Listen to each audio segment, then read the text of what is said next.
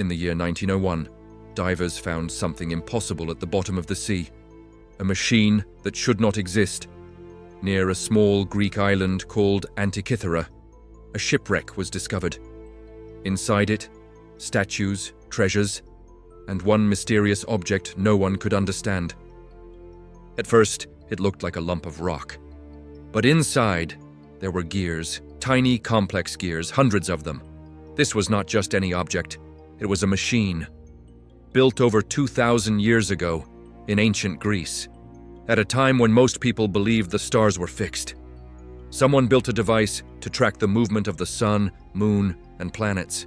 The Antikythera mechanism could predict eclipses, follow the calendar, and even show the cycles of the moon. It worked like a mechanical computer. But here's the shocking part. Nothing this advanced appeared again for more than 1,000 years. Using modern X-ray technology, scientists finally saw inside.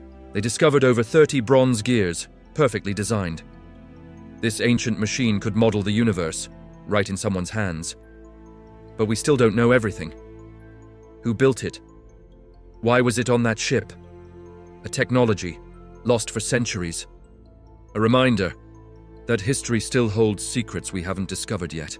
What other forgotten inventions are still waiting to be found? Subscribe to explore the mysteries of history